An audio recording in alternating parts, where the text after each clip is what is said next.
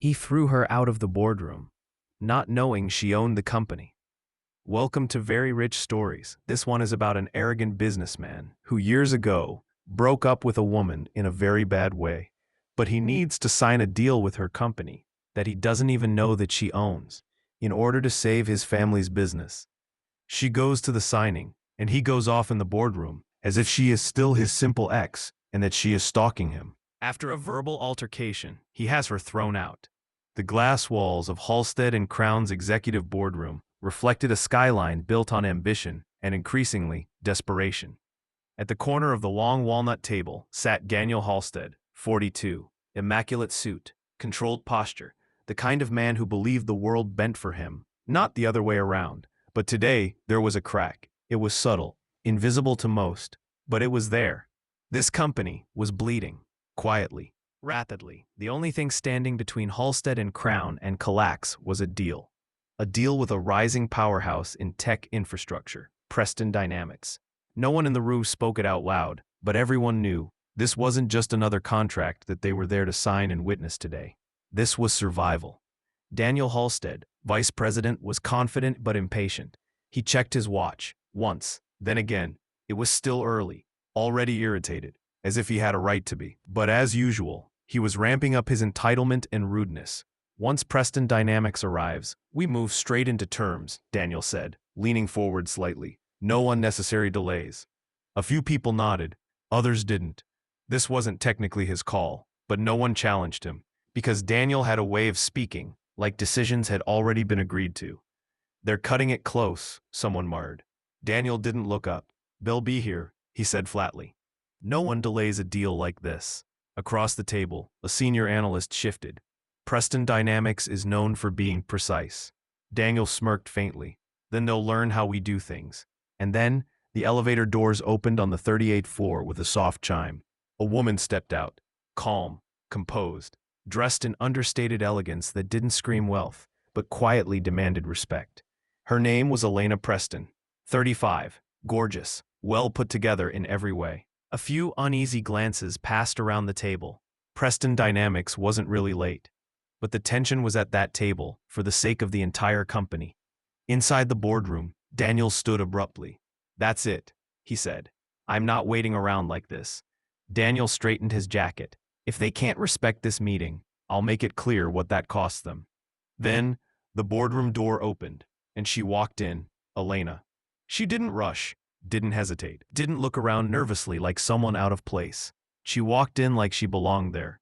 A few people straightened, assuming this must be her. But Daniel froze, then frowned. Recognition hit him, but not in the way it should have. Daniel didn't see a powerful CEO. He didn't see a woman who had built something formidable.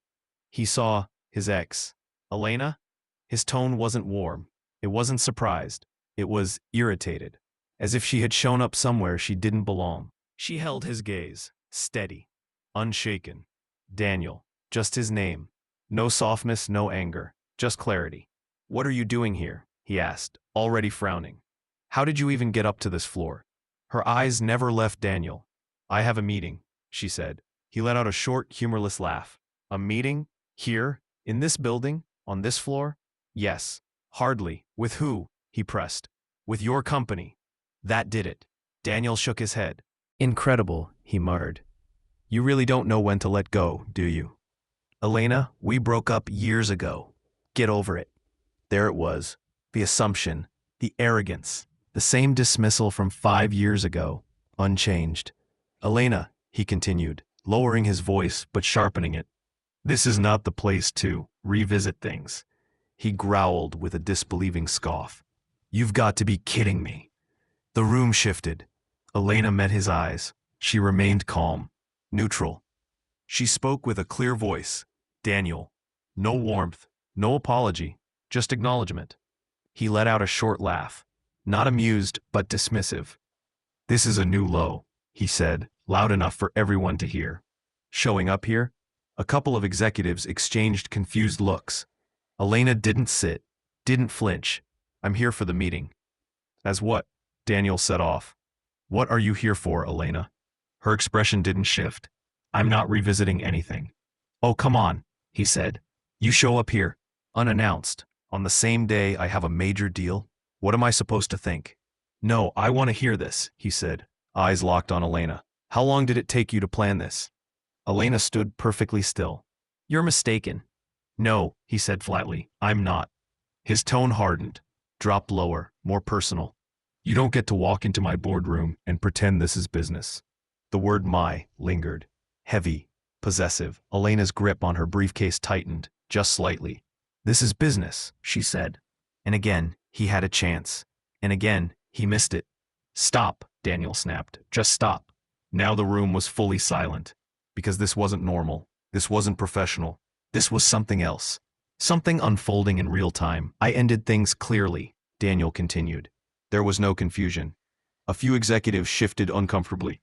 And now you show up here, he went on, in the middle of a critical deal. Elena didn't defend herself.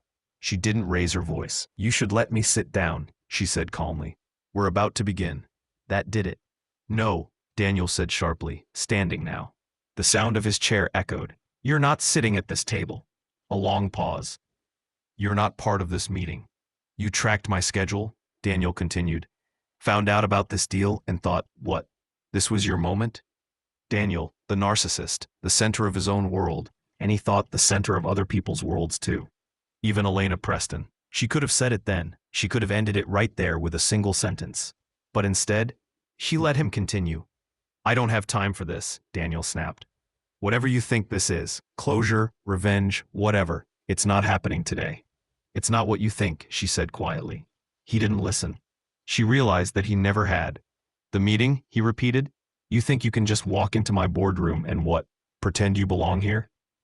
Now people were really paying attention. This is highly inappropriate, Daniel continued, voice sharpening. I don't know what you think this is, but this, he gestured around the room, is not your stage. Elena's expression didn't change. I'm exactly where I'm supposed to be. The confidence in her voice should have given him pause. It didn't. Oh, I see, Daniel said, leaning forward. This is about us. A quiet ripple moved through the room. Daniel, someone tried. He held up a hand and said, no interruptions. You just couldn't let it go, Elena, he continued, eyes locked on Elena. So you found out where I'd be today and decided to make a scene? The accusation hung there. Ugly. Public. Prosody rate plus 7%? Elena glanced briefly around the room, then at the watching faces, the witnesses, then back to him. You're misunderstanding. No, he snapped. I understand perfectly. His voice dropped, colder now. This ends today. Silence. Security, Daniel called. The word landed like a gavel. 2 security personnel approached, polite but firm. Elena looked at them, then back at Daniel. For the first time, there was something in her eyes. Not hurt, not anger, just finality. All right, she said softly, no resistance, no scene. She simply turned and walked away. Daniel exhaled, straightening his cuffs. Unbelievable, he muttered. Some people just can't move on. Again he yelled this time. Security. The word landed hard. A few people shifted uncomfortably. No one intervened. 2 security staff appeared at the door finally. This woman is not authorized to be here, Daniel said. Escort her out. There it was, in front of everyone. There is no doubt. No ambiguity. Elena stood still for a moment. Not shocked, not angry, just finished.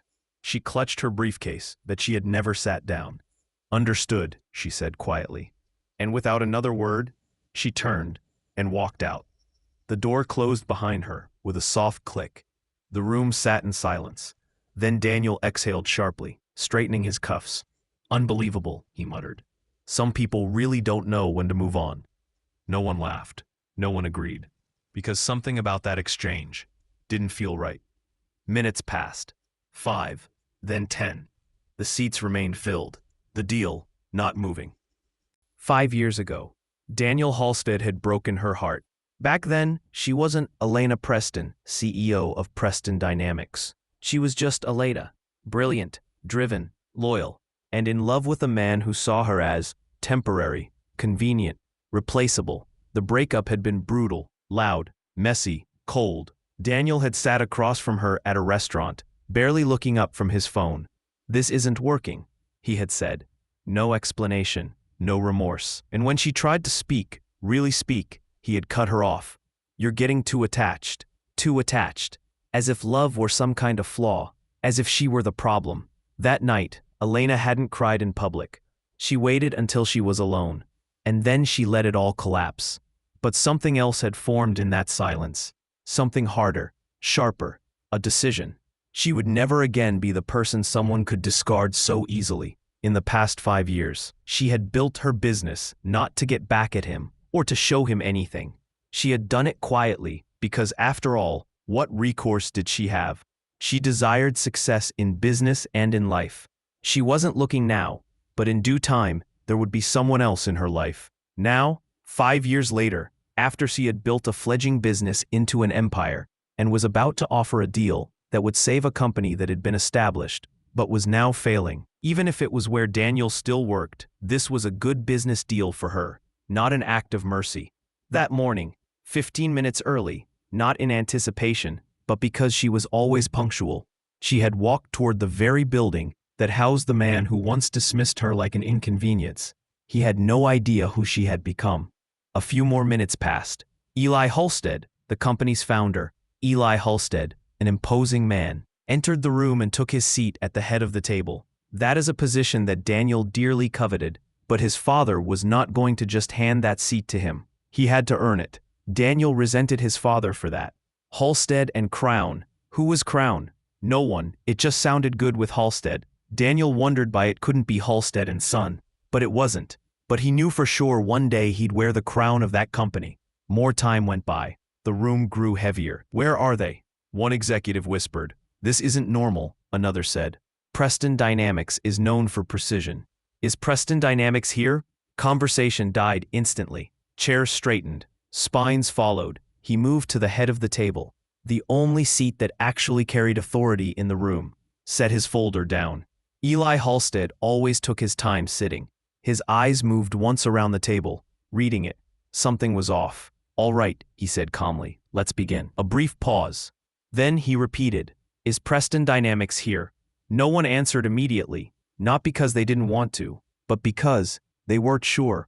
A few people glanced toward the door, as if the answer might walk in if they looked long enough. Daniel leaned back slightly. "They're probably on their way," he said. "We're still a few minutes early." The CEO didn't respond to that. He just checked his watch. They waited. 30 seconds. A minute. Papers shifted. Someone cleared their throat. Another sipped the water in front of him. Another executive glanced down at their phone. Then again. "They're usually punctual," one of them said under their breath. No one disagreed. Another minute passed. Longer this time. The kind of silence that starts to feel deliberate. The CEO tapped a finger lightly once on the table, impatiently marking time. He is not used to his time being wasted. "All right," he said, voice tightening slightly. "We're past courtesy. Did we get any notice?" he asked. A headshake from across the table. "No delay email." "I don't see anything either," someone added, scrolling. "They confirmed yesterday," another voice said. "Everything was locked in." The CEO's gaze shifted slightly. Daniel's irritation crept back in. "Where are they?" he said finally. No answer. Not that he expected on. His signs were rhetorical. "They should be here by now," someone else added. Another executive checked their phone. No message. No delay notice. "That's not like Preston Dynamics," the analyst said again, quieter this time. A subtle unease began to spread. Daniel tapped his pen. Once, twice. "Dad, you want me to call them?" "Cynthia's calling." At that moment, Cynthia briskly entered the boardroom. She tilted her head slightly. "Sir, you want me to call her and ask her to come back?" The room stilled. Daniel's pen stopped tapping. "What did you just say?" Cynthia looked around the table, then back at him. "The representative from Preston Dynamics already arrived." A beat. "She's here. Where is she now?" Silence tightened. Someone leaned forward. "Who?" Cynthia answered plainly. "Elena Preston." It didn't land all at once. First came confusion, then recognition, then, "No," Daniel said spontaneously. But the room was already shifting. Elena Preston," someone repeated. "As in, the founder," another finished quietly. "The CEO," said someone else. All eyes moved, slowly, inevitably, back to Daniel. He felt it, every look, every realization. "That's not possible," he said, but there was no conviction left in it. Cynthia didn't argue. She didn't need to. She checked in at reception, Cynthia added. She was cleared. She was on the schedule. Another silence, heavier this time. One of the board members leaned back, stunned. You had her removed, sir. In front of all of us, another said. No one softened it, no one helped him, because they had all seen it. Eli looked at Daniel and understood. You removed the CEO of Preston Dynamics, who came to ink deal with us that we desperately need, he asked. Daniel tried. He really did. I didn't know who she was. That's exactly the issue, Eli cut in. Sharp, immediate. Did you ask? Each word hit clean. Did you verify? Daniel swallowed. We used to date like 5 years ago. I thought she was stalking me. That girl is crazy, crazy, screamed his dad. Who is crazy? You assumed. The room held its breath. Eli stepped closer to the table. Do you have any idea what that deal represented? That person you call crazy built and sustains an empire. She is a multi-billionaire. Somehow I don't think she's crazy. No one spoke. Do you understand what you just cost this company? He had done this, in front of everyone. There was no denying anything. Eli settled himself and calmed his voice. Effective immediately, he said. You are no longer VP here at Halstead and Crown. Daniel, you've done too much, and you are too old to be still out in the streets acting like you do. Look at what your behavior has cost this company. The words fell hard, final, no debate, no delay. Daniel stood frozen. You're terminating me over a misunderstanding? Eli's expression didn't change. No, he said. Over judgment. The board erupted into overlapping voices. This deal was everything.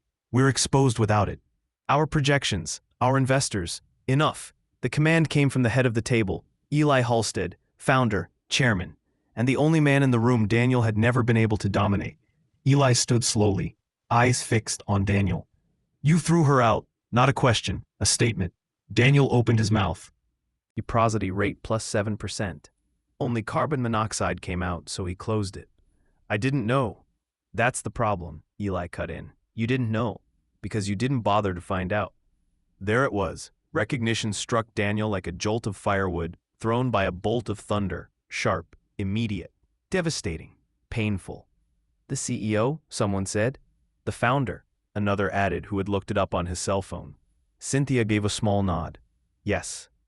The silence that followed was complete, because now everyone in that room had witnessed it. They had all seen exactly what had happened, exactly who had done it, and exactly how bad it was. The CEO turned his head slowly toward Daniel.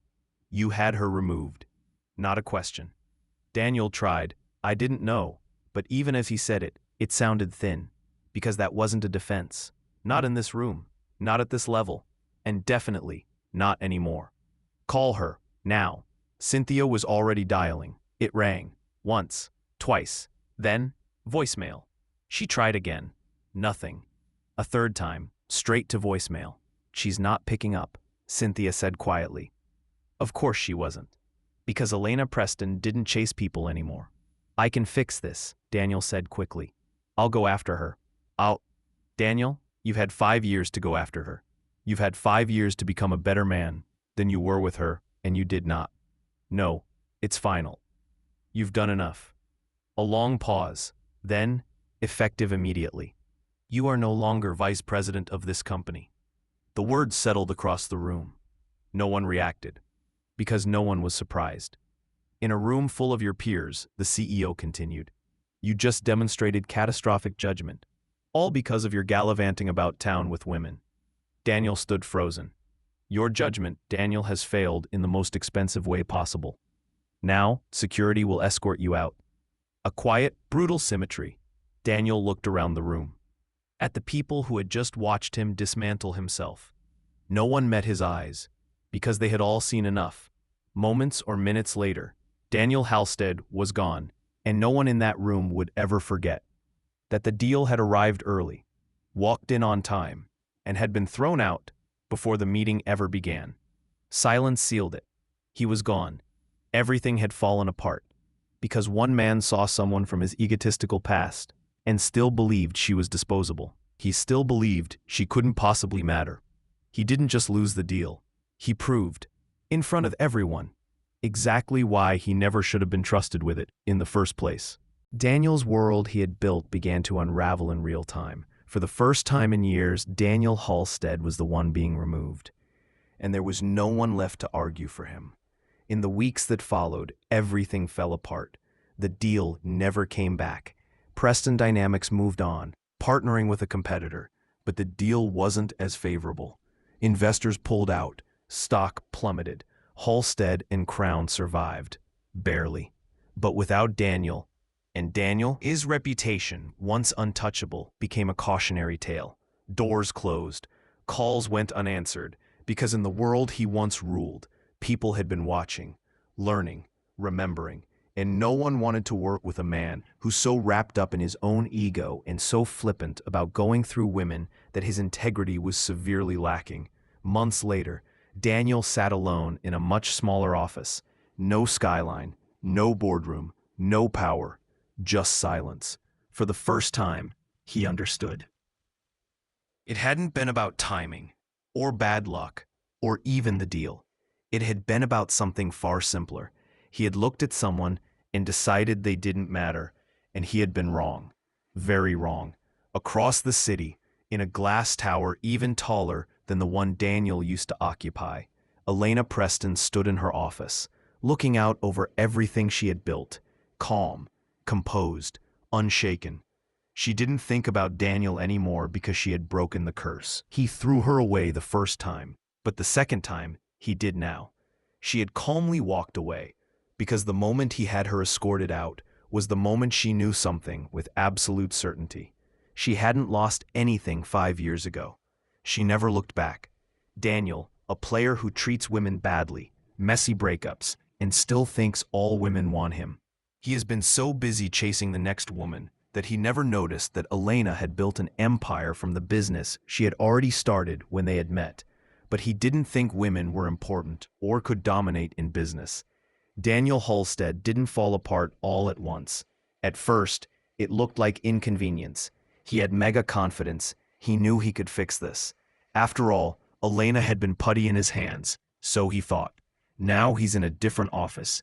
It's smaller. Temporary, he told himself. A reset, he said to the one recruiter who still took his calls. Because in Daniel's mind, this wasn't failure. It was a misunderstanding. It had to be. Men like him didn't collapse, they recalibrated. At least, that's what had always happened before. Because Daniel had built a life on a pattern, one that had worked until it didn't. He chased what was easy, admiration, attention, people who responded quickly to confidence, especially women, and really especially beautiful women. Daniel liked beginnings, the charm, the pursuit, the moment someone decided he was worth choosing. But endings? He handled those efficiently. Coldly. There had been many. A marketing director who relocated cities for him. He ended things over a 2-minute phone call. An attorney who had introduced him to half her network, which he used to his advantage. Then Daniel disappeared, then resurfaced months later, like nothing had happened. A startup founder, brilliant, driven. He told her she was too intense for his lifestyle. And Elena, he remembered her differently.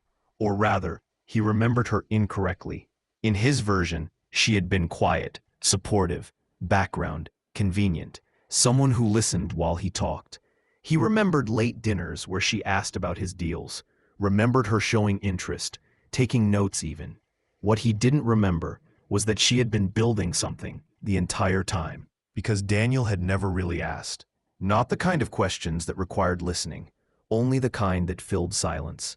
He especially liked talk and attention that was all about him, that whatever she was doing couldn't possibly matter that much, not compared to him. That had always been the blind spot. Daniel didn't dismiss women loudly. He didn't announce it. He just filtered them into categories and pilfered them, taking what he wanted. Impressive enough to date, but not important enough to take seriously. Elena had slipped neatly into that space, until she didn't. Weeks after the boardroom, Daniel started hearing things, not directly, never directly, but in fragments. She built Preston Dynamics from the ground up. They just secured 3 international contracts. She's known for walking away from bad partnerships, fast. That last one lingered. Walking away, fast. It sounded familiar. He started looking her up, late at night, quietly. Articles, interviews, panels. There she was, confident, measured, respected, talking about infrastructure scaling, global systems, long-term strategy. Not once, did she mention him, not at all, and why should she? Yet somehow, that hit harder than anything else, because in his mind, he had been significant, but in reality, while trying to make her temporary, he was the one who had been temporary, just like everyone else he had discarded. Only difference was, she had grown, and he hadn't noticed. Or worse, he hadn't believed she could. The final blow came quietly at a networking event, the kind he used to dominate. Now, it's not about him, it's about her. He stood at the edge of conversations, not in them, not him, just her. Two men nearby were talking, not to him, not about him, but about her. Preston Dynamics doesn't even take meetings unless she approves it personally. I heard she turned down Halstead and Crown without hesitation. A pause. Didn't someone there mess that up badly? A short laugh.